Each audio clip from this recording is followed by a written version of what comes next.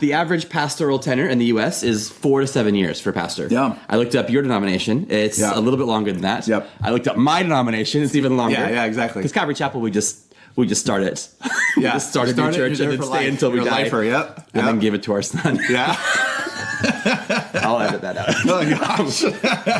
No, so long terms we think are probably good. Yeah. What are things that you've learned about a long pastoral term? Yeah.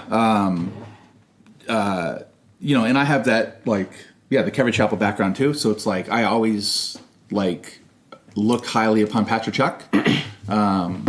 And the pastor of the church that I was brought to Christ at, Hope Chapel, Hermosa Beach, Zach Nazarian was the pastor there, and he was there forever. I mean, I believe he's still on staff. Really? 40 plus years at this point, probably. Longer than that, probably. I've always liked that, and I wanted to emulate that as best I could. Just the lessons. I think it's just for church stability. Number one, Mm-hmm. in our denomination, in the old days, the kind of unwritten rule in our day, in the old days in our denomination, or the one we come out of, was you get 5 years in a church, and the churches that are vacant aren't going to call you and try to lure you away. So the churches will give you a 5-year reprieve, and then once you hit that 5-year mark, you're kind of like a free agent, and churches start calling you and offering you come over here, So in the denomination that we're in, we come out of an older denomination, and I think a lot of the fights and the struggles and the brawls about liberalism and women pastors and that kind of stuff led to more and more pastors staying. So I think the stability, and I've always known that, just the churches that I come from, pastors that are just institutions, we jokingly would talk about, Pope Chuck, right? He was there forever, or pastor this or pastor that. You just know, Raul Reese is at that church, Steve Moore's at that church, this guy's at that church. You just know. Stability. But the intergenerational aspect of it, for us, we baptize kids. Yeah. So, we baptize, I baptize a child. They grow up in the church. They're catechized. They're instructed, taught, Sunday school. I'm part of the Sunday school, teaching as well as a pastor. And then you see those kids profess their faith, and then that's when they're usually a little older. It could be 8 to 10 years old. It could be, older, but that's when they then are they take ownership of them for themselves.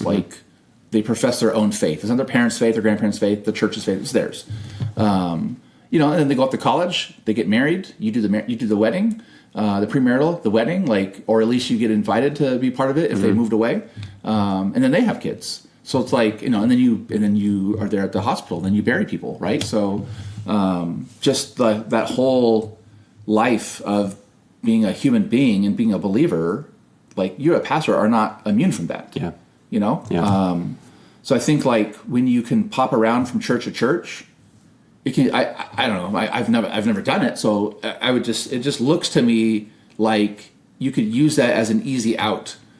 When things start getting difficult, then you can pop out. Yeah. You're there for the 5-year, 7-year, honeymoon, 10-year honeymoon phase, whatever. Maybe you had a few problems here and there, but then then you settle in, the people settle in.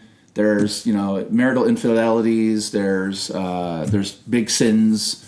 There's this and that and the other thing. It would be easy to pop out as opposed to Lord, I need to stick it out and fight for these people's souls, right? Just the stability, intergenerational.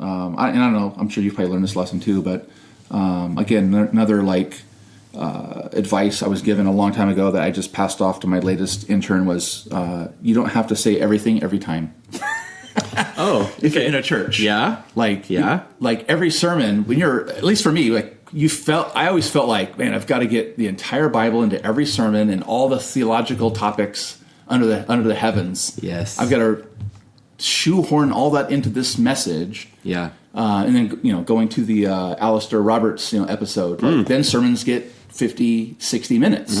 Not that that's wrong, but I guess I've learned to try to go shorter. Right. Yeah. Go, because I'm going to be back next Sunday. Yeah, you'll see them again. I'm going to see them again. Yeah. Like, oh, I'll see you on Tuesday night for Bible study. Hey, I'll see you at coffee on Thursday morning. You know, I'm going to see these people again. Yeah. So like, you don't have to say it all every time you get up there. Yeah. Like, and be secure in that. And of course, I mean, yes. You know? And there's the urgency. Sure. Who knows if you will see them again? They could get hit by a bus. That's right. That's right. And we don't want to withhold useful things. Yeah. Like a teaser trailer for the next episode. Exactly. Yeah. And then a cliffhanger, and don't give them the good, But I also, I totally hear what you're saying. I did hear someone once say that. They said, it's really good. It's really good as a pastor to to let them leave a little hungry. Okay. And I'm like, really? Like, don't you want people to leave like this is why every sermon's got to be like somehow about Christ. Yeah. Right? Because that's the one thing that every sermon has to have, right? Because anyone can leave in any situation. They've heard about Jesus. Yeah. They've heard Jesus speak to them. They've heard Jesus call to them, and you've urged them and invited them to come to Jesus, for salvation, for assurance this week, for help in your daily walk. Like, Jesus has to be there everywhere, right? So like you learn that. I don't got to say everything, but I've got to say that. That's right. Yeah. Ed Clowney taught us that. Exactly. Yeah, he taught us got to say that. Yes. No matter what. And there's a story. Maybe it's apocryphal. Maybe it's not.